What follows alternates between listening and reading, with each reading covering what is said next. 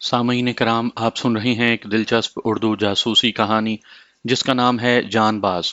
ये इस सिलसिले की किस्त नंबर 9 है।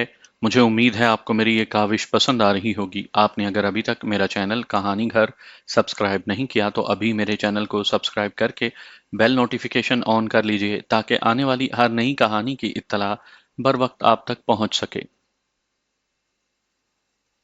अपनी मोबिलिटी बढ़ाने और फौजियों से मुकाबला होने की सूरत में छुपने के लिए हमने पैदल चलने को तरजीह दी। कुतुबनुमा की मदद से रास्ते का तयन करते हुए हमने रात 9 बजे अपना सफ़र शुरू किया और 2 बजे तक चलते रहे। बकिया रात हमने पत्थरों पर लेटकर गुजारी। फौजी चौकी पर हमले या उसमें अचानक दाखिल होकर फौजियों पर काबू पाने का मुकम्मल प्लान मैंने तरतीब दिया था। प्रोग्राम के मुताबिक शाम 7:30 बजे पहले मुझे अकेले चौकी में दाखिल होना था और पेपर मिल्स के मैनेजर के बंगले का पूछने का बहाना करके फौजियों की तादाद और असले का जायजा लेना था। इस वक्त फौजी रात का खाना खाते हैं। अगर हालात मुवाफिक और फौजियों की तादाद इतनी हुई जिनको हम जेर कर सकें तो चौकी से बाहर आकर मुझे एक मखसूस विसल बजाकर अपने साथियों को इत्तला देनी थी जो करीब ही छुपे बैठे होंगे। फिर हमें फौरन ही इकट्ठे चौकी में दाखिल होकर फौजियों को हैंड्स अप करवाना और उनका असला और असला खाने से एमुनिशन वगैरह उठाना होगा। उन्होंने मुदाफ़त की कोशिश की तो पहले सिर्फ साइलेंसर वाले पिस्टल की सारी गोलियां चलाकर और अगर फिर भी ज़रूरत पड़ी तो दूसरा असला इस्तेमाल किया जाएगा। अगला सारा दिन चलते रहने के बाद दोपहर को हमें पेपर मिल्स दिखाई दी और हम एक चट्टान की आड़ में ताज़ा दम होने को बैठ गए। मैंने साथियों को कहा कि मैं बाखूबी जानता हूँ और कैसर भी उसे आजमा चुका है कि फौजी भी हम जैसे ही इंसान होते हैं और उनसे भी फाश गलतियां हो सकती हैं। गोरखपुर का हवाई अड्डा मुकम्मल और फूल प्रूफ प्लानिंग और कैसर और हबीब की बेमिसाल बहादुरी की वजह से तबाह हुआ था। मेरे अंदाजे के मुताबिक उस चौकी में सिर्फ एक ग्रुप यानी 12 फौजी होंगे जिनकी कमान किसी सूबेदार या कैप्टन के पास होगी और 10-12 फौजियों पर बेखबरी में असला तान कर काबू पाना हम पांचों के लिए कोई मुश्किल नहीं। सिर्फ दलेरी और तेजी से अमल की जरूरत है। मैं अपने साथियों का हौसला बढ़ा रहा था क्योंकि मेरे और कैसर के सिवा फौजियों से अभी तक किसी ने टक्कर नहीं ली थी। शाम को 6:30 बजे हम मिल्स की तरफ रवाना हुए। फौजी चौकी डूबते सूरज की छांव में साफ दिखाई दे रहे थे। ये चौकी मिल्स के अहाते के बाहर दरियाए करनाफली के ऐन किनारे पर बनी हुई थी। मिल्स के मुलाजमीन के क्वार्टर और अफसरान के बंगले मिल्स के अहाते के अंदर ही थे। हम जिन पत्थरों की ओट में बैठे थे उसके आगे चौकी तक कोई ऐसा पत्थर या चट्टान नहीं थी जिसके पीछे छुपा जा सके। हमें लामहला रात ढलने का इंतजार करना था ताकि किसी की नजर में आए बगैर हम चौकी तक पहुंच सकें। अल्लाह का नाम लेकर ठीक 7 बजे मैंने साथियों को चौकी की तरफ चलने का इशारा किया और हम एक दूसरे से थोड़ा सा फासला रखकर चौकी की तरफ रवाना हुए। 15 मिनट में चौकी के अहाते में पहुंचकर मैंने एक बंद दरवाजा खटखटाया। एक हवालदार ने दरवाजा खोला और सवालिया निगाहों से मुझे देखने लगा। मशरकी पाकिस्तान में मुलाजमत के दौरान मैंने थोड़ी बहुत बंगला भाषा यानी बंगाली जबान सीख ली थी, लेकिन अपने हुलिये कदो कामत और रंग से मैं कतन बंगाली नहीं लगता था। सकूते ढाका के बाद कई मगरबी पाकिस्तानी ढाका में बांग्लादेशी फौजियों से अपने ज़ाती ताल्लुकात की बिना पर वहीं रह गए थे। चंद माह तो उन्हें मुश्किलात का सामना करना पड़ा, लेकिन बाद में उन्हें ताल्लुकात की बिना पर बांग्लादेशी शहरियत मिल गई और उनके जब्त शुदा असासे और कारोबारी सहूलतें भी बहाल हो गईं। उन्हीं में मेरे दो दोस्त भी शामिल थे। एक तो फरीद खान था जिसकी बेबी आइसक्रीम ढाका और उसके मज़ाफ़ात में इंतहाई मकबूल थी और गुलिस्तान सिनेमा के सामने ही उसकी मरकजी दुकान थी। दूसरा फिल्म स्टार हारून था जिसके 2-3 कारखाने थे। वहां की मकबूल तरीन फिरोज डेयरी भी उसी की मलकियत थी। चौकी पर मैंने फरीद खान बनकर हवालदार से अपना तारुफ करवाया और कहा कि मुझे फैक्ट्री के जनरल मैनेजर के घर जाना है और मेरे साथ 4 और अफराद भी हैं। हवालदार ने खुश मिजाजी का मुजाहरा करते हुए कहा कि आप लोग पहले यहाँ चाय पिएं, फिर हमारा कोई जवान आपको मतलूबा बंगले तक पहुंचा देगा। आप अपने साथियों को भी बुला लें। मैं कैप्टन साहब को आपकी आमद की इत्तला देता हूँ। अचानक ही उसने सवाल किया कि आपकी गाड़ी कहाँ है। हम तफरीही मूड में थे, लिहाजा चिटागांग तक हवाई जहाज से और यहाँ तक स्टीमर से आए हैं और घाट से यहाँ तक पैदल। मैं हंसते हुए जवाब देने लगा। हवालदार कैप्टन को हमारे मुत्तलिक बताने चला गया। इस दौरान मैंने दरवाजे से बाहर आकर साथियों को इशारा किया कि फौरन अंदर आ जाएं। इसके साथ ही मैंने दूसरा दरवाजा खोलकर झांका तो वहां जवानों के बिस्तर और चारपाइयां वगैरह थीं। میرے پہلے اندازے کے خلاف یہاں 5 کمرے تھے۔ کیپٹن کے دفتر کے علاوہ ایک کچن اور ایک کمرہ اسلحہ خانہ اور کوارٹر گارڈ ہوگا، جہاں یقیناً مسلح پہرے دار ہونے چاہیے تھے۔ جس کمرے میں حوالدار مجھے ٹھہرا کر کیپٹن کے پاس گیا تھا، وہاں بھی 3 بیڈ تھے۔ کیپٹن یقیناً ملز کے اندر مہمان خانے میں رہتا ہوگا۔ میں نے از سر نو پلاننگ کرتے ہوئے بیک وقت گارڈ روم میں مسلح سپاہی پر قابو پا کر اسلحے خانے پر قبضہ کرنا اور کیپٹن سے اس کا سائیڈ آرم چھیننا تھا۔ فوجی قانون کے مطابق ڈیوٹی دینے والوں کے سوا چوکی یا کمپنی، ریجیمنٹل سینٹر، بریگیڈ اور ڈویژن ہیڈ کوارٹرز میں ڈیوٹی سے واپس آنے والے فوجی سب سے پہلے اپنا اسلحہ گارڈ روم میں جمع کرواتے اور روانگی اور آمد کی رپورٹ لکھواتے ہیں۔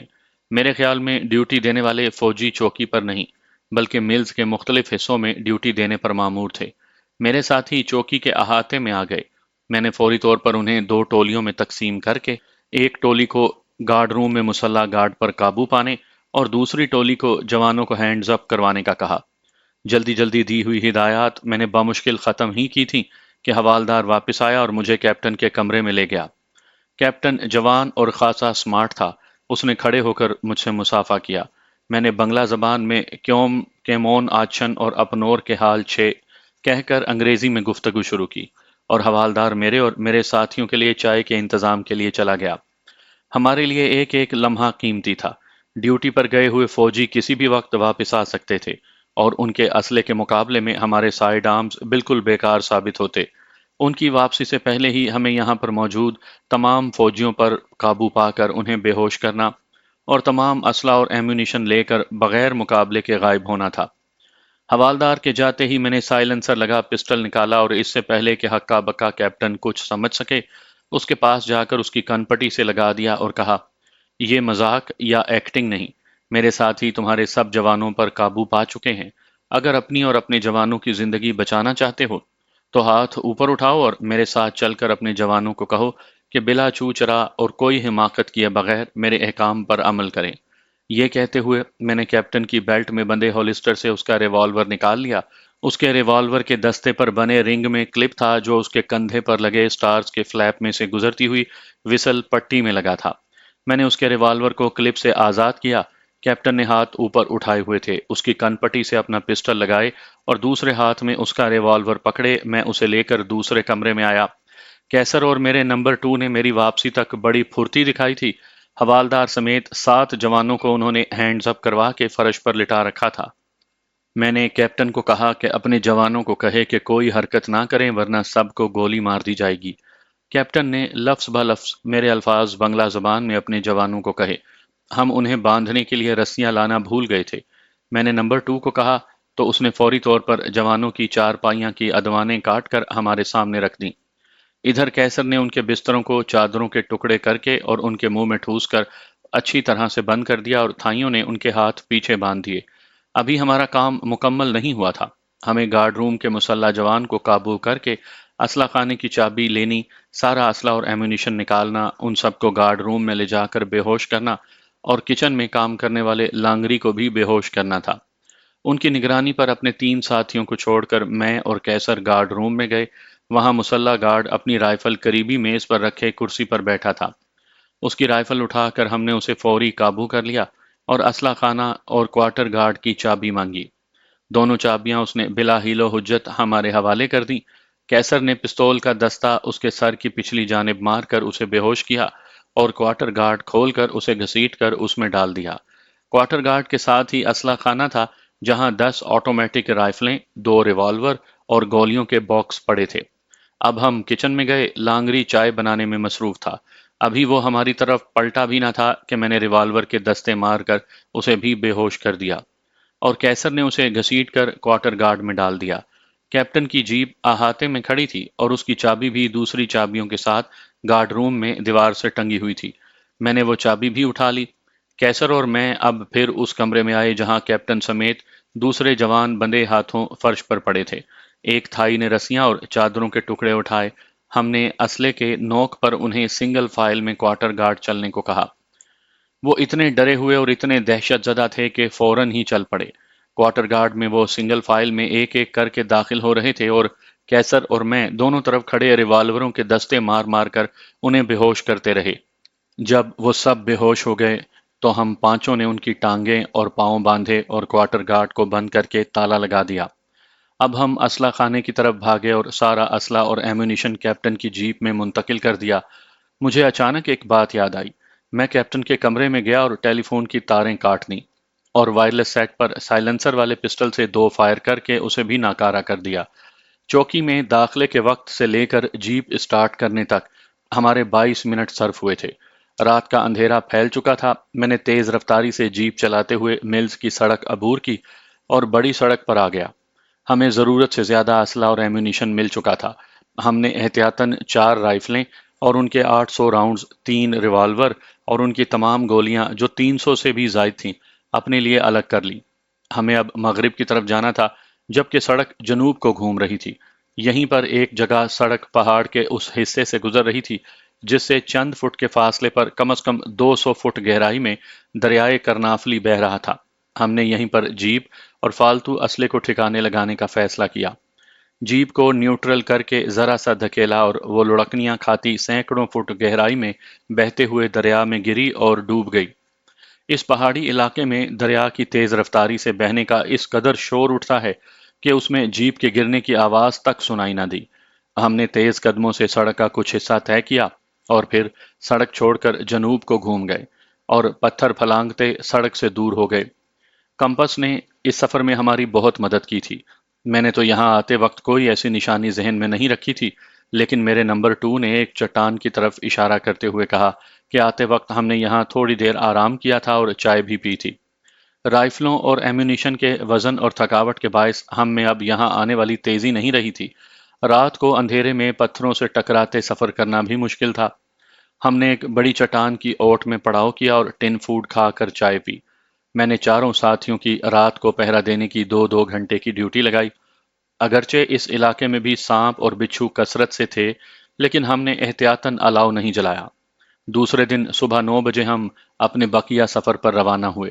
فوجی آٹومیٹک رائفلیں ہم نے اپنے کندھوں پر لٹکا رکھی تھیں۔ یہ کوئی ایسا راستہ نہیں تھا جس پر عام درفت ہو۔ جہاں کہیں دور سے بھی آبادی کے آثار دکھائی دیتے، ہم چکر کاٹ کر آبادی سے دور ہو کر گزرتے۔ مجھے یقین تھا کہ گزشتہ شام چوکی پر پیش آئے واقعات کی اطلاع اب تک ڈویژن ہیڈ کوارٹرز تک پہنچ چکی ہوگی اور ہماری ہر جگہ تلاش بھی ہو رہی ہوگی، لیکن ہمارے حلیے کے مطابق کسی کے وہم و گمان میں بھی نہیں ہوگا کہ ہم بھارت سے سرحدی پہاڑ عبور کر کے مورنگ اور مگ قبائل سے گزرتے ہوئے چوکی پر حملہ کر کے رانگا ماٹی کی طرف جا رہے ہوں گے۔ سارا دن چلتے رکتے اتنے وزن کے ساتھ ہم نے ڈھال ہو چکے تھے۔ سرے شام ہی ہم نے ایک جگہ پڑاؤ کیا اور رات بھر گہری نیند کے مزے لوٹے۔ رانگا ماٹی ابھی ہم سے خاصی دوری پر تھا۔ ہم اگر چاہتے تو رات کا کچھ حصہ بھی سفر میں گزار سکتے تھے، لیکن میری اور میرے ساتھیوں کی حالت ایسی دگرگوں ہو رہی تھی کہ اگر ہم بھرپور آرام نہ کرتے تو ہم میں سے کوئی یقیناً بیمار ہو کر چلنے سے معذور ہو جاتا۔ اگلی صبح 8 بجے ہم تازہ دم ہو کر روانہ ہوئے۔ بقول میرے نمبر 2 کے ہم اسی راستے سے کرنافلی گئے تھے۔ میری پہلی اور اکلوتی نشانی وہ ندی تھی جس کے کنارے کنارے ہم مورنگ اور مگ قبائل سے گزر کر آئے تھے۔ بعد دوپہر اچانک ہی وہ ندی ہمارے سامنے آ گئی۔ اسے دیکھتے ہی میری سفر کی ساری کوفت دور ہو گئی۔ یہی حال میرے ساتھیوں کا بھی تھا۔ رانگا ماٹی اب ہم سے 25 میل کے فاصلے پر تھا۔ ندی میں ہم نے غسل کیا اور شیو وغیرہ بھی بنائی۔ یک بستہ پانی سے غسل ہمیں اس وقت بہت بھلا محسوس ہوا۔ میرے تمام ساتھیوں کی رائے تھی کہ ہم اپنا سفر جاری رکھیں اور چاہے ہمیں آدھی رات تک ہی کیوں نہ چلنا پڑے، ہم کو رانگا ماٹی میں اپنے ساتھیوں کے پڑاؤ تک بغیر رکے پہنچنا چاہیے۔ میں نے ان کی اس تجویز سے اختلاف کیا اور کہا کہ ہم ساتھیوں کے پڑاؤ سے 2-4 میل پہلے پڑاؤ کریں گے اور اگلی صبح اپنے ساتھیوں سے جا ملیں گے۔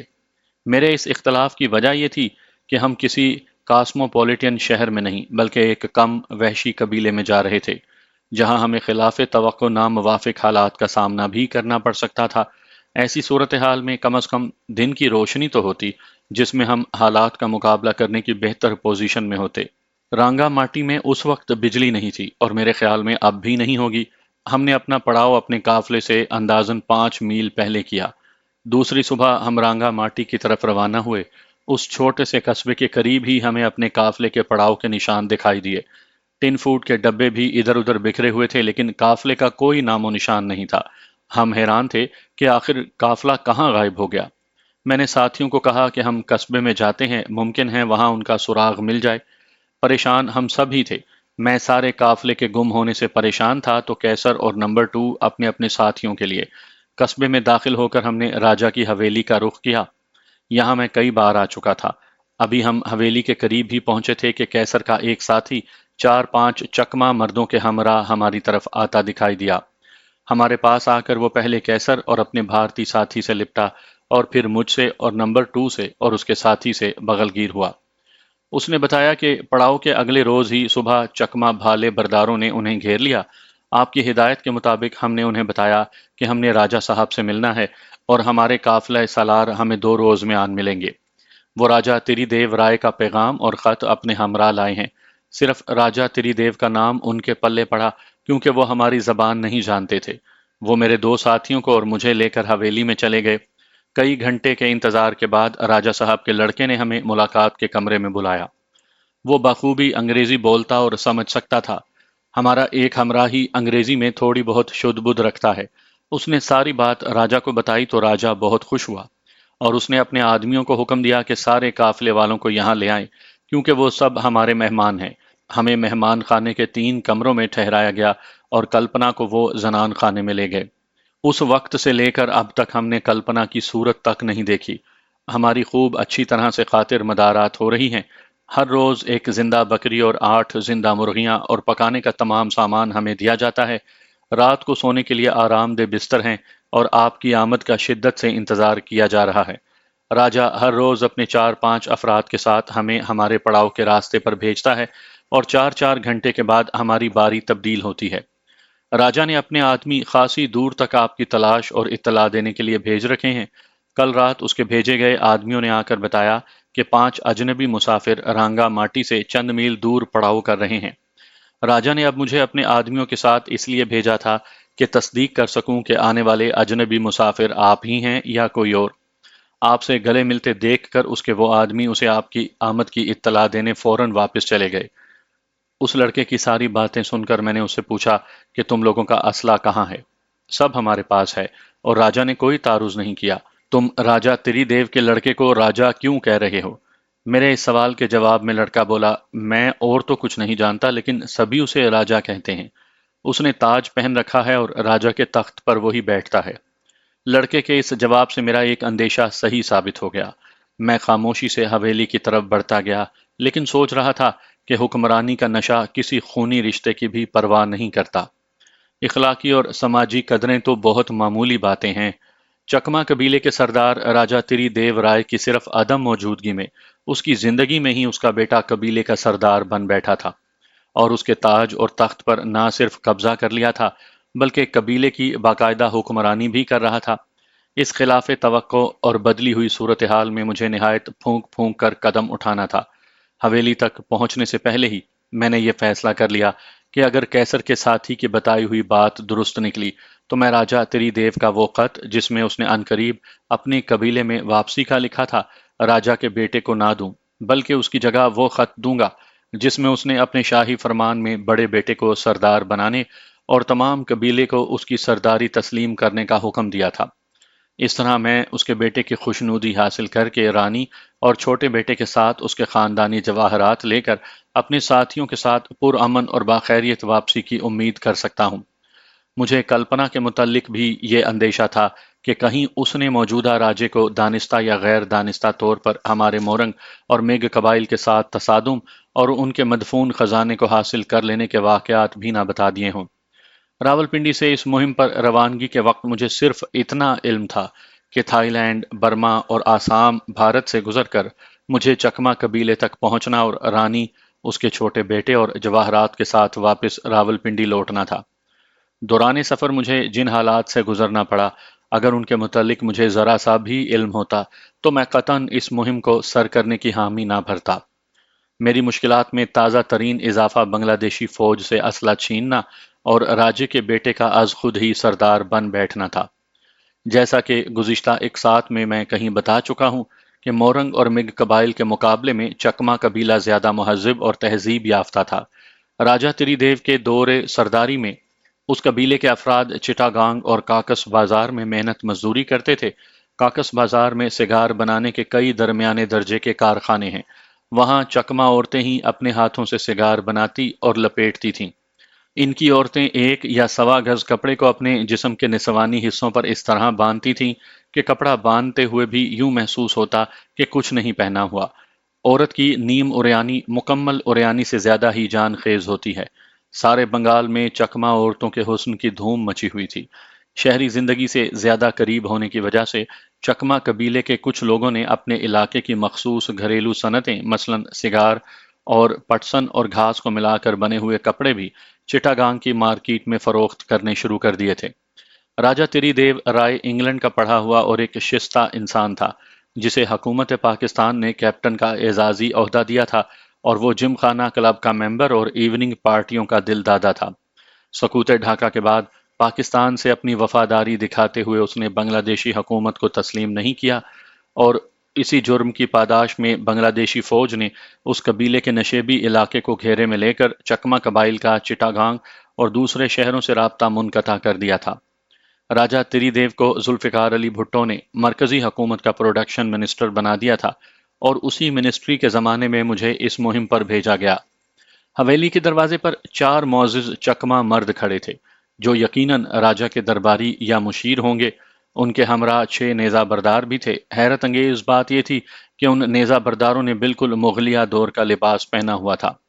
राजा त्रिदेव ने मुझे बताया था कि मुगलों के साथ उसके बुजुर्गों की 2-3 जंगें हुई थीं, जिन सब में मुगलों को शिकस्त हुई और वो अपना तोप खाना तक छोड़कर भाग गए।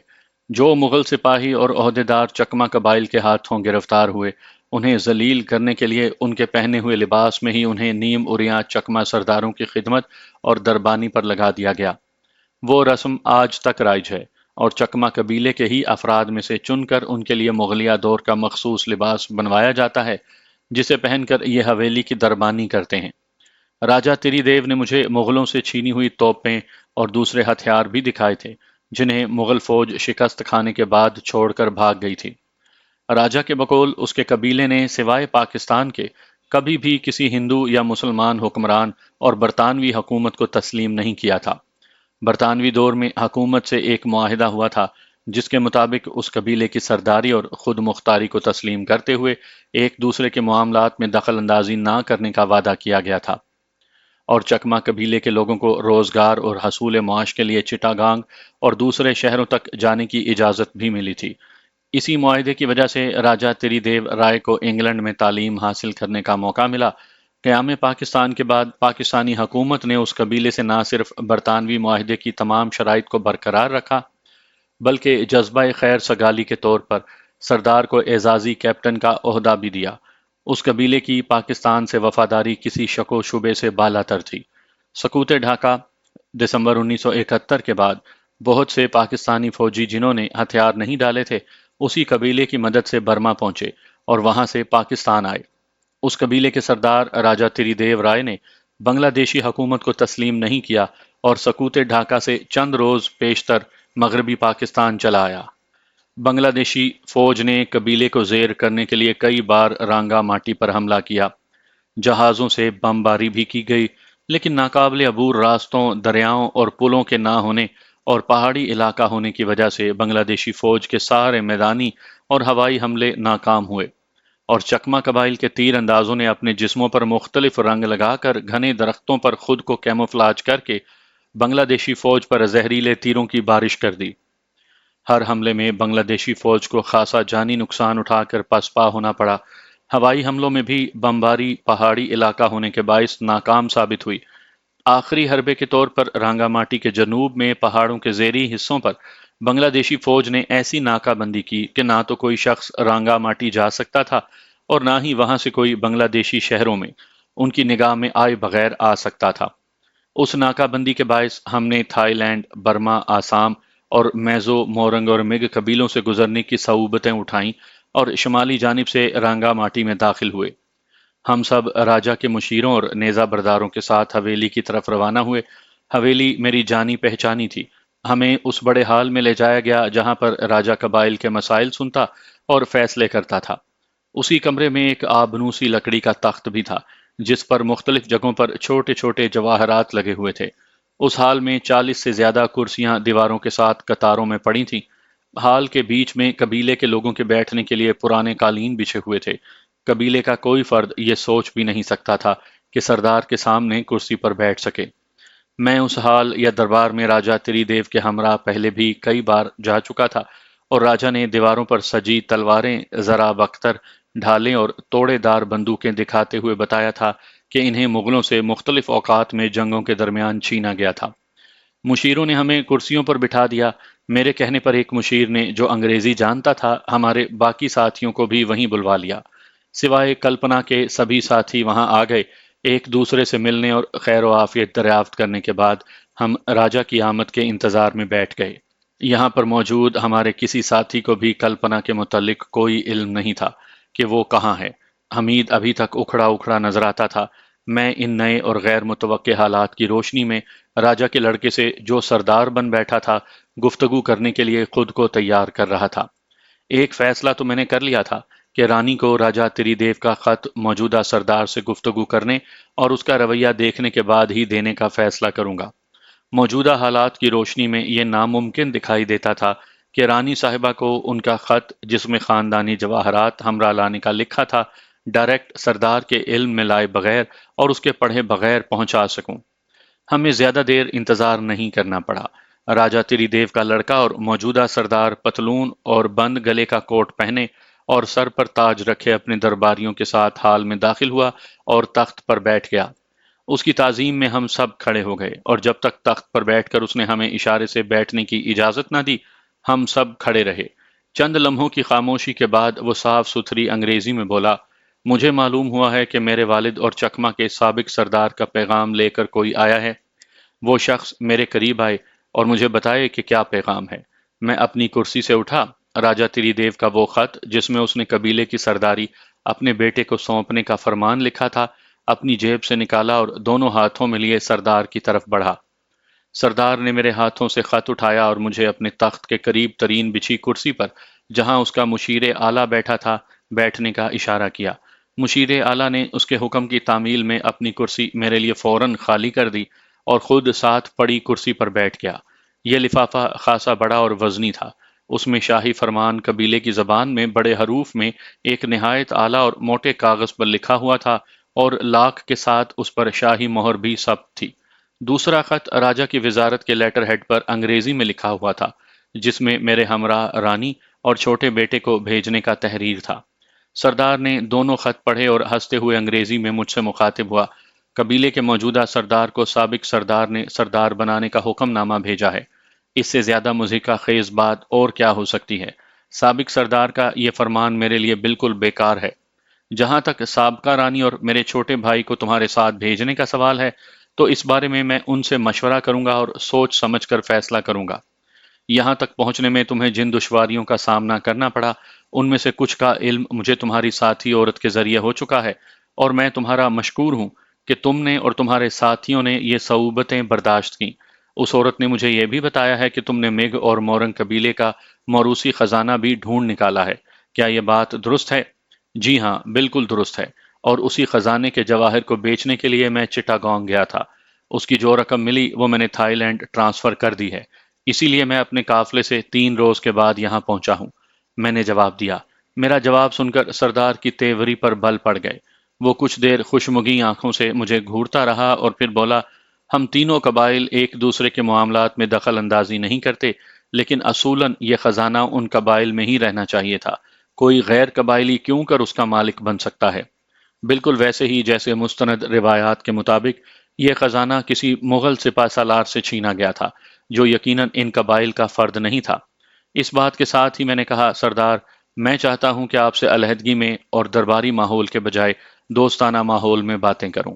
मैं आपके वालिद का बेतकल्लुफ और गहरा दोस्त हूं, और इसीलिए इस मुहिम की जिम्मेदारी उन्होंने मुझे सौंपी है। मैं आपको यकीन दिलाता हूं कि इस मुलाकात से आप मायूस नहीं होंगे। एक बात और, मैं कल्पना से मिलना चाहता हूं। उसे हिफाजत से उसके घर दार्जलंग तक पहुंचाना मेरी जिम्मेदारी है। सरदार ने खामोशी से मेरी बात सुनी और बोला, बहुत जल्द आपसे अलहदगी में मुलाकात होगी। जहां तक कल्पना का ताल्लुक है, तो वो मेरी दूसरी रानी बनने और हमेशा के लिए यहाँ रहने पर बखुशी तैयार है। मैं कोई जबरदस्ती नहीं कर रहा। کلپنا سے آج شام آپ کی ملاقات ہو جائے گی اور صرف خادمائیں اس ملاقات کے دوران موجود ہوں گی۔ اسے رانی بنانے کا جشن بھی عنقریب منایا جائے گا۔ کلپنا نے مجھے یہ بھی بتایا ہے کہ آپ کے پاس ڈھیر سارا اسلحہ ہے۔ آپ میرے والد کے دوست ہیں اور ان کی ایما پر ہی یہاں آئے ہیں۔ میں آپ سے صرف یہ کہوں گا کہ اپنا اسلحہ بے شک اپنے پاس رکھیں، لیکن ہمارے قبیلے کی حدود میں اسے استعمال نہ کریں۔ یہ کہہ کر سردار اٹھ کھڑا ہوا اور مجھ سے مصافحہ کرتے ہوئے بولا، کلپنا سے آپ کی ملاقات کے بعد ہماری محفل جمے گی، تب آپ کو اندازہ ہوگا کہ میں دوست نوازی میں اپنے والد سے بھی 4 ہاتھ آگے ہوں۔ راجا نے میرے لیے آرام دہ فرنیچر سے سجا ایک کمرہ مخصوص کر دیا تھا اور میرے ساتھیوں کو اب 3 کے بجائے 4 کمرے دیے گئے تھے۔ میں بستر پر لیٹا تو ایسے محسوس ہوا کہ راولپنڈی سے یہاں تک جن مشکلات اور تکلیفوں کا سامنا مجھے کرنا پڑا، ان کا اصل احساس منزل پر پہنچ کر ہی ہوتا ہے۔ آئینے میں اپنا چہرہ دیکھا، کمزوری کے باعث گالوں کی ہڈیاں دکھائی دے رہی تھیں۔ ٹانگوں کو ہاتھ لگایا تو یوں محسوس ہوا جیسے کسی پھوڑے پر ہاتھ رکھ دیا ہو۔ میں نے سوچا کہ تھکاوٹ دور کرنے کی واحد علاج اچھی خوراک اور جسم کی روزانہ مالش ہے۔ میں نے راجا تری دیو کی بیوی، بیٹے اور جواہرات کے خزانے کے متعلق سوچنا ہی چھوڑ دیا۔ ہمیں ابھی یہاں خاصا وقت قیام کر کے اول اپنی صحت بحال کرنی تھی اور ساتھ ساتھ کوئی ایسا طریقہ بھی سوچنا تھا جس سے موجودہ سردار اپنی رضامندی سے اپنی ماں اور بھائی کو ہمارے ساتھ بھیج دے۔ کوئی ایسی سبیل بھی تلاش کرنی تھی کہ راجا کی بیوی سے علیحدگی میں مل کر اس کے شوہر کا خط اسے دے سکوں تاکہ وہ موقع دیکھ کر جواہرات میرے حوالے کر دے۔ تھوڑی دیر آرام کرنے کے بعد میں کمرے سے باہر نکلا۔ 2 چکمہ بظاہر میری خدمت کے لیے موجود تھے۔ ان کے ہمراہ میں ساتھیوں کے کمرے کی طرف گیا اور تمام ساتھیوں کو ایک کمرے میں اکٹھا کر کے انہیں کہا کہ اپنے اسلحے کی پوری طرح سے حفاظت کریں، سب بڑا اسلحہ ایک کمرے میں رکھیں اور ہمہ وقت کم از کم 2 ساتھی اس کی نگرانی کریں۔ پسٹل اور ریوالور ہمیشہ اپنے ساتھ رکھیں اور سردار کے کہنے کے مطابق قطعاً ہرگز فائر نہ کریں۔ دوسری ہدایت یہ دی کہ حویلی سے زیادہ دور نہ جائیں اور ہمیشہ 2 2 کی ٹولی میں جائیں۔ کیسر نے اپنے جس ساتھی کو ہماری کرنافلی روانگی کے وقت قافلے کی ذمہ داری سونپی تھی، اس نے مجھے بتایا کہ اس کے ساتھی اور سارے تھائی تو اس کے احکام کو بجا لاتے رہے، لیکن حمید کسی کی بات نہیں مانتا اور اب بھی بغیر بتائے باہر گیا ہوا ہے۔ شمس اور حمید شروع ہی سے ہمارے لیے پرابلم بنے ہوئے تھے۔ اتنا کچھ ہو جانے کے باوجود حمید ابھی تک سیدھا نہیں ہوا تھا۔ میں نے کیسر کو کہا کہ جب حمید واپس آئے تو اس پر اچانک چادر ڈال کر سب مل کر اسے مکوں اور ٹھڈوں سے پیٹیں۔ اس طرح سے پٹائی کے بعد بھی اگر اس نے اپنی یہی حرکتیں جاری رکھیں تو پھر میں اس کا کوئی خاطر خواہ انتظام کروں گا۔ شام کو 3 خادماؤں کے ساتھ کلپنا میرے کمرے میں آئی۔ میں نے اسے کہا، محض تمہارے عورت اور تنہا ہونے کے باعث رحم کھا کر میں نے تمہیں اپنے قافلے میں شامل کیا تھا اور یہ وعدہ بھی کیا تھا کہ تمہیں بحفاظت دارجلنگ پہنچا دیا جائے گا۔ آج سردار نے بتایا ہے کہ تم بخوشی اس کی دوسری رانی بننے کو تیار ہو۔ دوسری رانی کا مطلب تم بخوبی جانتی ہو۔ اگر اسی میں تمہاری خوشی ہے تو ہمیں کوئی اعتراض نہیں۔ ہمیں تو قبیلے کی رانی بننے کے جشن میں شرکت کی دعوت بھی مل چکی ہے۔ دوسری بات یہ کہ تم نے سردار کو خزانے کے متعلق بتا کر اچھا نہیں کیا۔ اگر تمہارے متعلق تمام حقائق میں سردار کو بتا دوں تو کیا وہ کبھی بھی تم پر اعتبار کر سکے گا؟ تم نے خود اپنے راستے میں کانٹے بکھیرے ہیں اور ان کی چبھن کا درد تمہیں ہی سہنا ہوگا۔ میری بات سن کر کلپنا کی آنکھوں میں عجیب قسم کی چمک پیدا ہوئی۔ فرش پر نظریں گاڑے وہ کچھ دیر سوچتی رہی اور پھر بولی، میں ایک باعزت اور شریف گھرانے سے تعلق رکھتی ہوں۔ میرے ماتا پتا کو بے جرم و خطا قتل کر دیا گیا اور مگ سردار نے مجھے زبردستی اپنی رکھیل بنا لیا۔ وہاں سے آپ نے میری جان بچائی اور میں قافلے کے ساتھ یہاں آ گئی۔ حویلی میں مجھے باقی قافلے سے جدا کر کے زنان خانے میں بھیج دیا گیا۔ وہاں بڑی رانی یعنی سردار کی ماں 2 کمروں میں نظر بندی کی زندگی گزار رہی ہے۔ اپنی رانی کو سردار نے چند ماہ پہلے اتنا پیٹا کہ اس کی ایک ٹانگ زخمی ہو گئی اور ٹھیک علاج نہ ہونے کے باعث کاٹنی پڑی۔ مجھے یہاں پہلی رات ہی سردار نے اپنی ہوس کا زبردستی نشانہ بنایا۔ صرف چہرے ہی مختلف ہوتے ہیں ورنہ سب مردوں کی خصلت ایک جیسی ہی ہے۔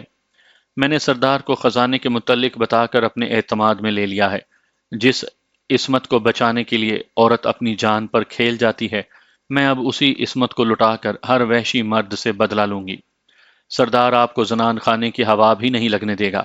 آپ کے احسان کے بدلے میں اندر کی تمام خبریں آپ تک پہنچاؤں گی اور موقع ملتے ہی سردار کی ماں سے آپ کے مشن کی بات کروں گی۔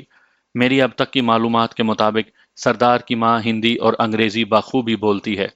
سردار کا چھوٹا بھائی بھی زنان خانے کے ایک حصے میں قید ہے۔ اس نے باپ کی زندگی میں بڑے بھائی کی سرداری کو قبول نہیں کیا، جس کی وہ سزا بھگت رہا ہے۔ مجھے یہ بھی معلوم ہوا ہے کہ قبیلے کے چند بڑوں کے سوا جنہیں موجودہ سردار نے خرید لیا ہے، باقی سب قبیلہ سردار کے خلاف ہے۔ آپ کو شاید میری باتوں پر یقین نہ آئے، لیکن میں بھگوان کی اور اپنے سورگ باشی ماتا پتا کی سوگن کھا کے کہتی ہوں کہ میں دل سے آپ کے ساتھ ہوں اور موقع ملتے ہی سردار کو ختم کر دوں گی اور آپ کے ساتھ ہی یہاں سے چلی جاؤں گی۔ یہ کہتے ہوئے کلپنا نے اپنے لباس میں سے ایک تیر کا سرا نکال کر مجھے دکھایا۔ یہ زہریلا تیر میں نے اسی لیے چھپا کر رکھا ہے کہ موقع ملتے ہی میں یہ تیر سردار کو چبو کر اس کا کام تمام کر دوں گی، اور اگر ناکام رہی تو اسی تیر سے خودکشی کر لوں گی۔ آپ مجھ پر اعتبار کریں اور مجھے موقع دیں کہ میں آپ کے کام آ کر آپ کے احسان کا بدلہ اتار سکوں۔ آپ سے اب روزانہ ملنا نہیں ہوگا، بلکہ رانی بننے کے بعد تو شاید کبھی بھی نہ مل سکوں۔ اگر آپ مجھے چند کاغذ اور ایک قلم دیں تو میں روزانہ آپ سے رابطہ کر سکتی ہوں۔ کلپنا نے بات ختم کرتے ہوئے ایک خادمہ کی طرف اشارہ کرتے ہوئے مجھے کہا، یہ سردار کی ماں کی ہمراز اور حامی ہے، یہی ہمارے رکے ایک دوسرے تک پہنچائے گی۔ کلپنا کی باتیں سن کر میں سوچ میں پڑ گیا۔ حالات ایسے تھے کہ خود اپنی ذات پر سے بھی اعتبار اٹھ گیا تھا۔ کس پر اعتبار کروں اور کس پر نہیں، کچھ سمجھ میں نہیں آتا تھا۔ کلپنا تو بالکل غیر تھی، یہاں تو اقتدار کے لالچ میں اپنے خونی رشتوں کی جان کا پیاسا ہو چکا تھا۔ میں نے خود کو حالات کے دھارے پر چھوڑتے ہوئے کاغذوں کا ایک پلندہ اور ایک قلم کلپنا کو دیا۔ اس کے سوا کوئی دوسرا چارہ بھی تو نہیں تھا۔ شام کو حمید کی واپسی ہوئی اور میرے کہنے کے مطابق اس پر چادر ڈال کر سب نے ٹھڈوں اور مکوں سے اس کی خوب دھنائی کی۔ اس طرح کسی کو مارنے میں اپنی اختراع سمجھتا تھا۔ پاکستان واپس آ کر معلوم ہوا کہ یہاں کی جیلوں میں اکثر بااثر قیدیوں کے مخالف اس پر اچانک کمبل ڈال کر بے طرح پیٹتے ہیں۔ جیل مینول میں بھی اس کا ذکر ہے اور اسے کمبل پریڈ کہتے ہیں۔ اس طرح پٹائی سے حمید کی ساری خودسری ختم ہو گئی، اور وہ نہ صرف میرے بلکہ کیسر اور میرے نمبر 2 کے احکام بھی بلا چو چرا بجا لانے لگا۔ کلپنا کے واپس جانے کے تھوڑی دیر بعد ہی سردار کے ایک مشیر نے میرے کمرے میں آ کر مجھے بتایا کہ آپ تیار ہو جائیں، رات 8 بجے سردار نے آپ کو اپنے ڈرائنگ روم میں ملنے کی دعوت دی ہے۔ 8 بجے سے چند منٹ قبل وہی مشیر مجھے اپنے ہمراہ حویلی کے دوسرے حصے میں بنے ڈرائنگ روم میں لے گیا۔ اس کمرے میں بھی راجا تری دیو کے دور میں کئی بار جا چکا تھا۔ اس وقت ہماری رات کی محفلوں میں مقامی لوگ شامل نہیں ہوتے تھے۔ راجا تری دیو کا حلقہ احباب اتنا وسیع تھا کہ اس دور کے پاکستانی بیوروکریسی کے اعلیٰ افسر اور فوج کے افسران شکار کی غرض سے جب بھی اس قبیلے کی حدود میں آتے تو راجا تری دیو کی مہمان نوازی کا لطف اٹھاتے۔ لیکن آج شام کی محفل میں سردار کے علاوہ صرف اس کے قبیلے کے افراد جو یقیناً اس کے مشیر تھے شامل تھے۔ سردار نے گرم جوشی سے میرا استقبال کیا اور دوسرے شرکائے محفل سے میرا تعارف کروایا۔ راجا تری دیو کے زمانے کا تقریباً تمام فرنیچر بدل چکا تھا۔ ڈرائنگ روم کے ایک کونے میں سردار نے ایک بار بنا رکھی تھی جس میں انواع و اقسام کی غیر ملکی شراب کی بوتلیں سجی تھیں۔ تھوڑی دیر میں ہی محفل ناؤ نوش شروع ہو گئی۔ میں سردار کا راجا تری دیو سے مقابلہ کر رہا تھا۔ راجا بڑے رکھ رکھاؤ والا تھا اور اپنے قبیلے کے لوگوں کو مناسب فاصلے پر رکھتا تھا۔ اس کے برعکس یہ سردار اپنے مشیروں کے ساتھ بے تکلفی اور ہنسی مذاق میں حدیں پار کر رہا تھا۔ اسی ماحول میں ان کی گفتگو کا رخ راجا تری دیو یعنی سردار کے باپ کی طرف ہو گیا۔ سردار نے مجھے مخاطب کرتے ہوئے کہا، آخر میرے پتا کو یہ کیا سوجھی جو مجھے قبیلے کے سردار کی تقرری کا پروانہ بھیج دیا؟ میں قبیلے کی سرداری کے لیے ان کی اجازت یا اس پروانے کا محتاج نہیں۔ میں نے جواب دیا، سردار، میں نے اسی لیے علیحدگی میں آپ سے ملنے کی درخواست کی تھی۔ آپ کے دوست جو اس محفل میں شریک ہیں یقیناً آپ کے بہت قریب اور ہمدرد ہیں، اس لیے میں سمجھتا ہوں کہ ان کی موجودگی ہی میں وہ سب باتیں کہہ دوں جو بالکل علیحدگی میں کہنا چاہتا تھا۔ آپ کے والد کے تعلقات موجودہ بنگلہ دیشی حکومت کے بعض بڑے سیاستدانوں اور بیوروکریسی کے اعلیٰ افسران سے ہیں، جن کے ذریعے انہیں آپ کے سردار بننے اور قبیلے کے حالات سے بخوبی آگاہی ہے۔ بے شک آپ اب قبیلے کے سردار ہیں، لیکن بنگلہ دیشی فوج نے آپ کے قبیلے کو گھیرے میں کیوں لے رکھا ہے؟ اگر بنگلہ دیشی حکومت آپ کے والد کی مخالف ہے تو انہیں قیامت تک ہاتھ نہیں لگا سکتی۔